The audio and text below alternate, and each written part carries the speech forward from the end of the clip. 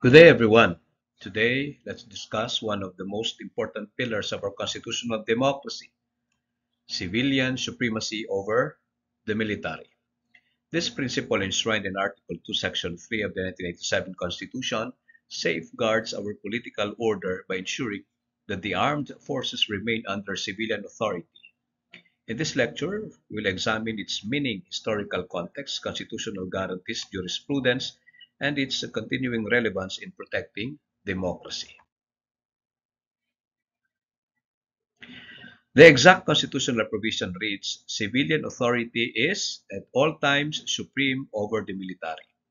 This short but powerful statement arose from the lessons of martial law under President Ferdinand Edrelin Marcos. During that period, the military became an instrument of authoritarian rule, subordinating civilian life to the will of generals and commanders. The framers of the 1987 Constitution were determined to ensure that this would never happen again. Thus, they constitutionalized the supremacy of civilian authority to prevent the militarization of governance and to preserve democratic freedoms. Civilian supremacy does not mean that civilians are inherently more competent than military officials. Rather, it means that the highest authority over the armed forces rests with a civilian leader, the president, who is constitutionally mandated to be a civilian. As Commander-in-Chief, the President exercises supreme command over the armed forces of the Philippines. This ensures that the use of military force remains accountable to democratic leadership, not to generals or military juntas. The military, therefore, must always obey lawful civilian authority. An important clarification made by the framers is that the AFP does not serve the President personally. The Constitutional Commission deliberations, it was stressed that the armed forces serve the Filipino people and the Constitution, not the personal interests of whoever sits in Malacanang. This safeguard prevents the President from converting the armed forces of the Philippines into a private army. Civilian supremacy means fidelity to constitutional leadership, not blind loyalty to one man. The Constitution embeds civilian supremacy through concrete provisions. First, under Article 7, Section 18, the President, a civilian, is Commander-in-Chief. Second, under Article 16, Section 5, Paragraph 1, members of the AFP swear to uphold and defend the Constitution. These provisions ensure that the AFP remains subordinate to civilian leadership and loyal to the Republic, not to factions or personalities. A key question is whether the principle also applies to the Philippine National Police.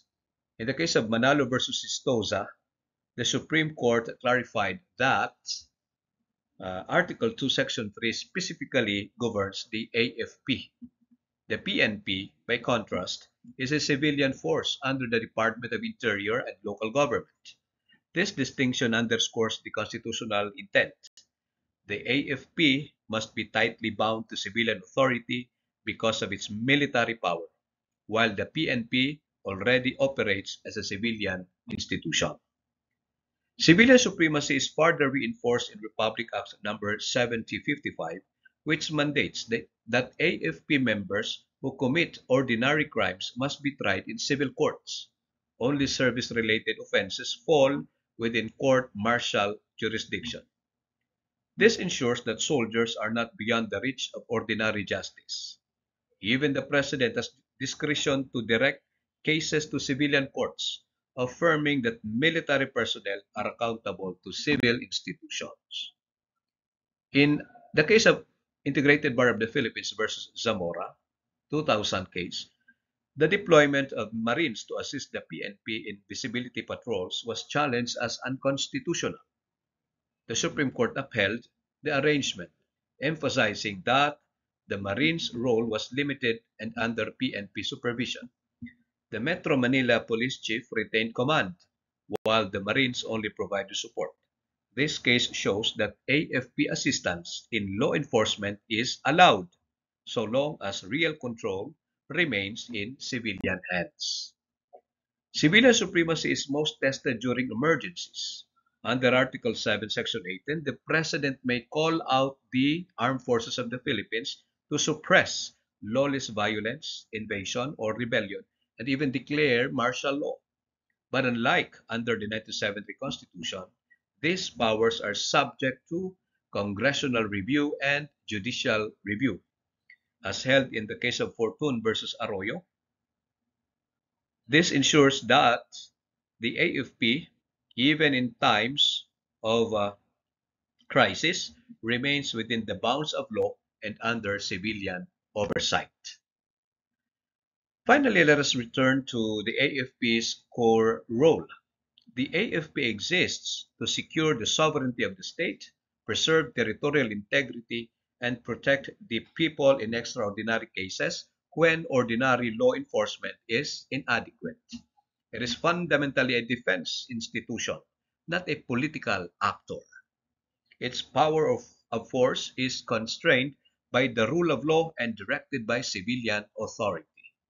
The armed forces of the Philippines is a servant of the Republic, never its master. So to conclude, civilian authority is supreme over the military, and this supremacy is woven into our constitutional order. The AFP exists to serve the Constitution and the Filipino people, not any individual. Civilian supremacy is preserved through the Commander-in-Chief Clause, the AFP Oath, Republic Act 7055, and jurisprudence like Manalo versus Sistosa and IBP versus Zamora. Ultimately, this principle safeguards our democracy from authoritarian militarization, ensuring that the armed forces remain guardians of sovereignty and freedom, never rulers of the people. Thank you very much.